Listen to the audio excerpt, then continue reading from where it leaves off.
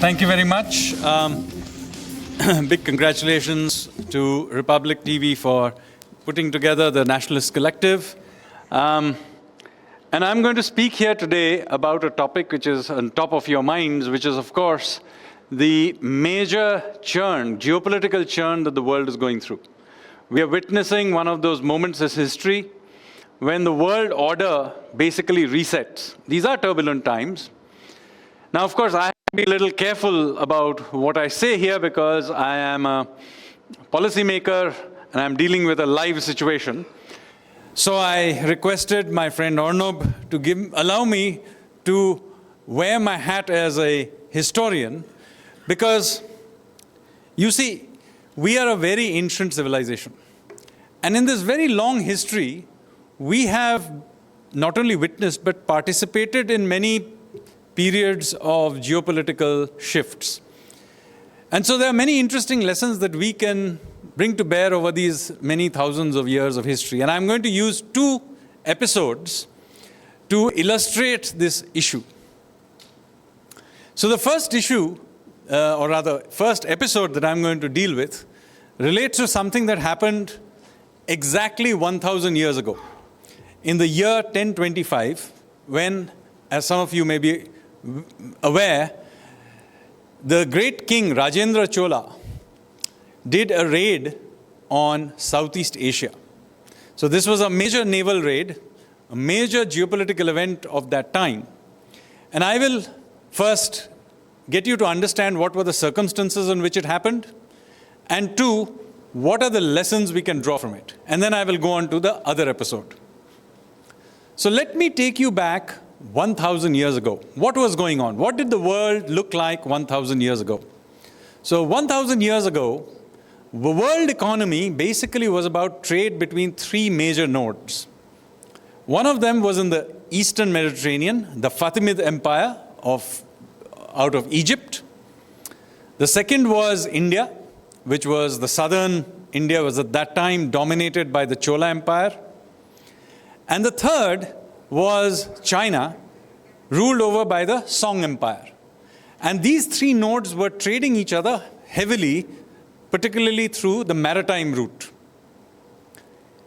Now, it is important to note here that we are all very proud about India being, at that time, something like a third of the world economy. But you have to understand that this wasn't only about the domestic economy. It happened because we Indians dominated world trade. And how did we do it? It wasn't about, individual heroic merchants sailing out into the horizon. It was actually done by large guilds, merchant and artisan guilds, which were not dissimilar to multinational companies. We even know their names. For example, one of them was called Mani Gramam. Another was called the 500.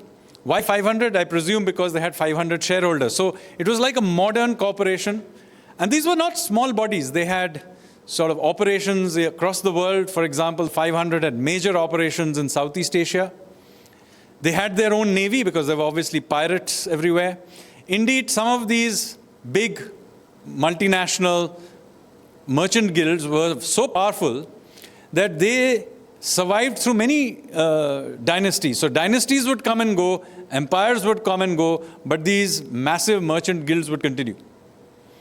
And these merchant guilds were financed by a very sophisticated financial system, interestingly run out of the temples.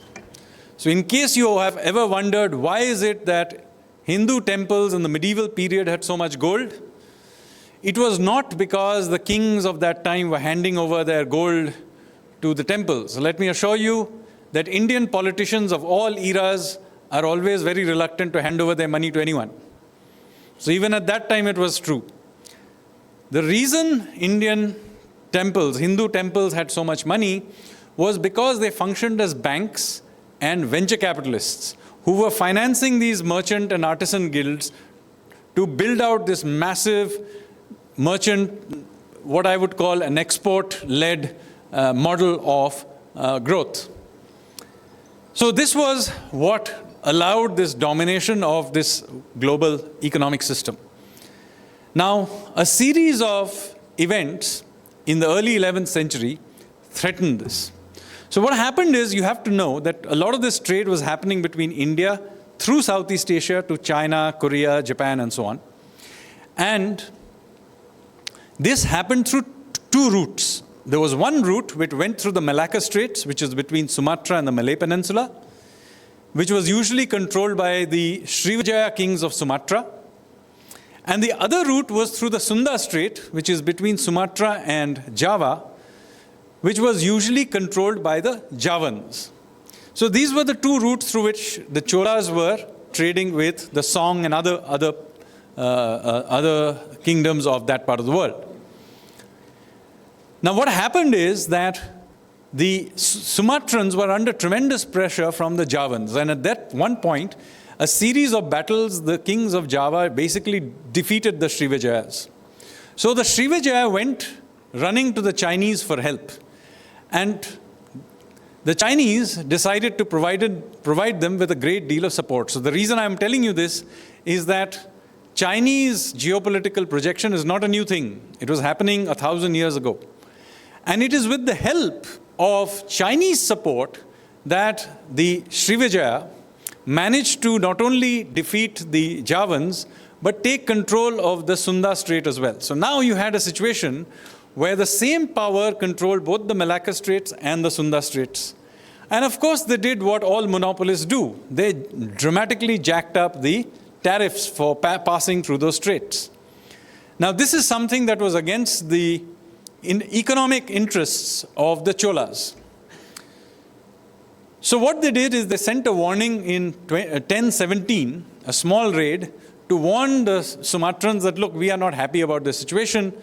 But the Srivijaya ignored it. In fact, worse, they projected to the Song emperor that the Cholas were their vassals. I'm sure this information managed to wake it back to Rajendra Chola. So exactly 1,000 years ago, in 1025, Rajendra Chola decided to make a naval raid. Now, there is no evidence that Rajendra Chola had a large standing navy. So it is almost certain that most of the navy that he used were actually the navy of these merchant guilds I talked about earlier, of the Manigramam and of the 500. And so a large naval force was put together. It set sail from Nagapatnam, which is still a major port today. And from Nagapatnam, they made their way across the Bay of Bengal to Sumatra, and then along the western coast to the Sunda Strait, where they probably refueled with their Javan allies. And having got refueled, they made their way up the Malacca Strait, sacking all the ports of the Srivijaya, and finally landing in Kadaram, what is modern Kedah in Malaysia. They destroyed the army of the Srivijaya completely. And then they made their way back past Nicobar, back to base. This was a major event, as you can imagine, and as a result of which the trade routes opened. And a few years later, we have a record of a joint embassy by the Cholas with the Srivijaya, where presumably they basically came to some agreement with the Song emperor. It is worth noting here also that the Chinese actually did absolutely nothing to help their Srivijayan vassals. Now, what is the lesson about this whole episode? What can we learn from this major event in our history? First of all, very important to remember that there is actually no difference between economic power and military power. Hard power matters. You can have all the soft power you want, but hard economic power and hard military power are needed, and they are joined in the hip. They're actually the same thing. You cannot have one without the other. It's meaningless to have one without the other. So this is something that our ancestors knew. We are all proud of ancient India, and for some reason we have been somehow given to believe that India was some sort of a uniquely pacifist country. That is not the case. While we may not have gone and colonized other countries through actual occupation, we did culturally colonize other places, but not through actual occupation. We were not above protecting our economic interests by the sword when necessary.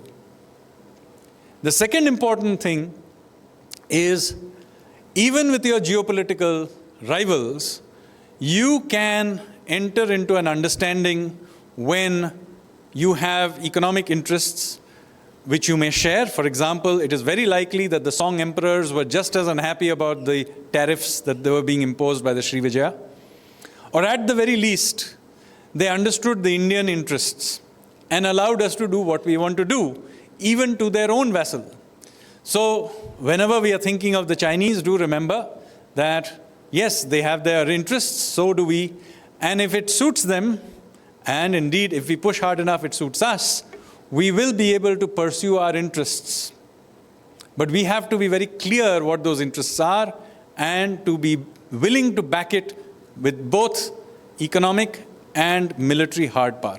So this is the first episode that I wanted to tell you about. Now, this economic system that I described, unfortunately, fell apart in the early 13th century. All these three nodes of economic hub that I talked about were essentially sacked by raiders from the Central Asia. China's Song Empire was destroyed by the Mongols. India itself was sacked by the Turks. And of course, the Middle East was an absolute upheaval because of also the Mongols, who sacked Baghdad and other places. The temples, which were the backbone of our financial system, were sacked. So people tend to only think of this in cultural and religious terms, but do remember that it was an absolute economic disaster as well, because the financial basis of our Indian economic power was also destroyed. Notice that many of our big temples are all along the coastline. Where is Somnath? It is on the coast. Where is Konarak? It's on the coast. These were all temples which were related to the port activities of those areas. So we went into decline.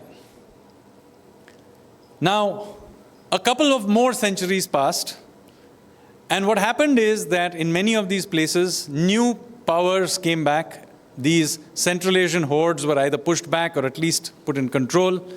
So, for example, the Mongols were finally defeated by the Ming, and the Ming Emperor rose and became a major power in China. In the Middle East, the Mongols were overthrown by the Safavids. So in Iran, and so the Middle East also came back. In India, although northern India continued to be under the control of the Central Asian invaders, at least much of southern India came to be under the control of another great empire called the Vijayanagar. Now, in this situation, it's quite interesting what the Chinese did. Remember, the Chinese, just like today, they were very conscious that they had come back from a period of decline. So what they did is, they wanted to also project power. Just like today they want to project power, the Ming emperors also wanted to project power. So they built a huge navy. This navy was led by a very unlikely leader, an admiral who was a eunuch actually, called Admiral Zheng He. And Admiral Zheng He led these magnificent expeditions into the Indian Ocean. The ships he used were massive. They were massive even by modern standards. And in each one of these expeditions, he had between 20 to 25,000 sailors and soldiers and merchants on these expeditions. So these were huge expeditions by modern standards. The technology they were using at that time was almost a century ahead of what the Europeans were using. So the ships were huge, the technology was huge, and there was no doubt at that time that the Chinese were far in advance of anybody of that time. And using these ships, Admiral Zheng He came to the Indian Ocean. And he sailed all over the Indian Ocean. He came to, he went to Indonesia, where of course the main rival to the Chinese were the Hindu empire of the Majapahit, which was a Hindu empire of what is now Indonesia. He came to Sri Lanka, he came to India, he went to Africa and to Arabia. Now it is important, while he was trading, it is important to remember that this was primarily a projection of power, because do remember that these are not voyages of exploration. Indians, or indeed even the Chinese, had been sailing these waters for hundreds of years before that. So what they were really doing was signaling that, look, yes, we were conquered by the Mongols, but China is back. That is what they were signaling. And they made repeated voyages. Indeed, they did a lot of geopolitical maneuvering also in the Indian Ocean. So, for example, they tried to change the king of Sri Lanka and put their own candidate there. Since they were suspicious of the Hindu Majapahit Empire in Indonesia, they actually backed an Islamic kingdom in Malacca. So they encouraged the local king of Malacca to convert to Islam, and then they backed it to fight against the Majapahit.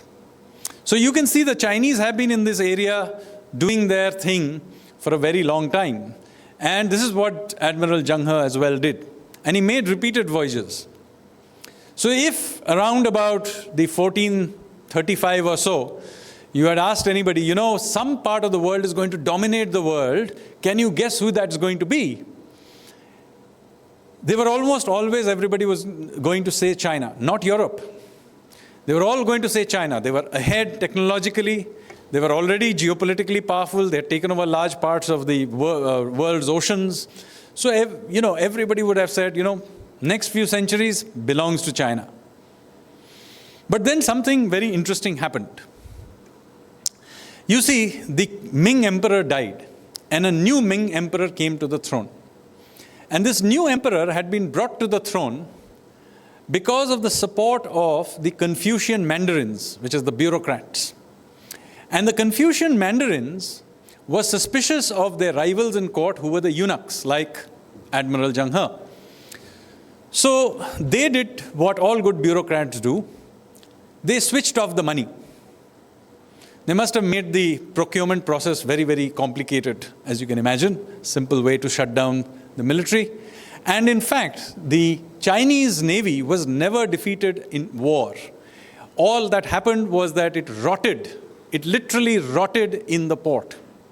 And the records of these great voyages of Zheng He were completely suppressed. In fact, they did such a good job of it that it's only in the 20th century, late 20th century, that we have now begun to discover the importance of these great voyages of Zheng He. So, there was no sudden collapse of Chinese power. It slowly faded away.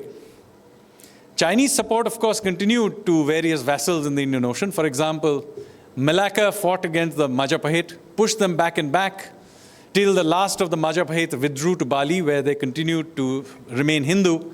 But the rest of Indonesia basically over time became Islamic. As I said, the Islamization of Southeast Asia was a Chinese geopolitical project. Not many people know this. In other parts of the Indian Ocean, the withdrawal of the Chinese led to a vacuum. And into this vacuum, a new power turned up, the Portuguese. So this is the environment in which Vasco da Gama turned up with just 3 ships. Now, in case you wondered, how is it that this small power, Portugal, which was not even a major power in Europe, turns up in the Indian Ocean and basically takes it over within a decade or two? The reason it was able to do this is because the Chinese had been there before them. They had knocked out all their rivals and then just walked off, leaving a vacuum which the Europeans just happened to fill up. So this leads us to some of the great lessons of history. What are those lessons? First of all, be very wary of bureaucrats. As you can see, that you can have all the geopolitical ambitions in the world, but it's your internal politics that will do you in. And this is what happened to the Chinese. I'm not just including the bureaucrats, I meant that facetiously, of course, but your internal dynamics matters a lot more than you think, even if you happen to be a great power. So today's great powers, whatever that's happening to them, is driven largely by their own. They don't have to be necessarily defeated in war. It is their own dynamics which will lead to their downfall. Second, it has a very important lesson to India. Remember that between the decline of the Chinese and the coming of the Portuguese, there were several decades empty. Now, why is it that the Vijayanagar Empire, the Indians, did not fill it out? This was, after all, an empty space. The Vijayanagar Empire was a very prosperous empire with a long coastline, and indeed very much aware of coastal benefits of coastal trade, because its own wealth was based on maritime trade. And yet the Vijayanagar emperors made no real attempt to create a big navy or project power. Look at the change in attitude between Rajendra Chola and Vijayanagar Empire. Now, the Vijayanagar was a great empire indeed, but it did not lead to a re-establishment of Indian economic, military or civilization power. It was at best a holding job. They were holding on, but it didn't help. Retreating behind the walls never helps. That's what the Chinese discovered. Having the Great Wall of China hadn't helped them against the Mongols, and it didn't help them later on against the Manchurians. And for us to have decided that we were not going to project power in the maritime space and remain at home did not mean that we were left alone. Far from it, the Europeans turned up, and the next colonization of India actually happened from the sea. So this has, again, a very important lesson to us today, that we have to engage with the world. Just because we want to hide behind the walls does not mean that the rest of the world is going to leave us alone. So to be a great power, to revive as a civilization, we cannot think of it in terms of purely being domestically oriented. We have to engage with the world. It has to be done by an outward orientation, because no matter what you say, the rest of the world is going to carry on. You may not have an interest in them, but they have an interest in you. So these are the two big episodes of Indian history that I gave you. There are many others that I could talk about, but the point I was trying to get to, now coming back to the present, is this. We now face a peculiar period in world history where clearly the old order is breaking down and a new order is appearing. We are an emerging power. We want to be a great power, but we are not there yet. And we are in an environment where there is not only rivalry between the two large existing powers, but they also look on us with some degree of suspicion. So this is an environment which we have to deal with, but we need to deal with it with the following principles in mind. First of all, we cannot compartmentalize different fields of power. We have to not just have an all-of-government approach, we have to have an all-of-nation approach. We cannot separate out military power from economic power. We cannot separate out the government and public sector from private sector. All of these things are intertwined. Whatever our internal differences may be, when we are dealing with the world, we have to be on the same side. Because the people with whom we are dealing with are going to come to the table being united on their side in their own way. Secondly, world power and dynamics of world power are extremely unpredictable. Do not bother to try and predict it. After all, nobody could have guessed circa 1450 that it was not the Chinese but the Portuguese who would come to dominate the Indian Ocean. Not possible to have predicted it. Similarly, it is not possible for us to predict exactly how things will pan out from here on, either with President Trump or with President Xi or with many other people around us, not to mention random shocks like COVID that could happen. What we need to do is to be internally resilient and have policies that are flexible to deal with the situation as it appears. We tend to get very disappointed every time things do not quite pan out the way we may have planned. But in fact, it should be entirely surprising if it does pan out the way you planned it, because the world is uncertain. It's an unstable place by definition. So the game is not to have grand plans, but to invest into your own strength, and very importantly, be willing to act opportunistically when the opportunity arises. So you have to be willing to go in there and do it. And finally, when we say Atmanirbhar Bharat, or we say Swadeshi, we should not confuse it with some 1950s view of import substitution and looking inward.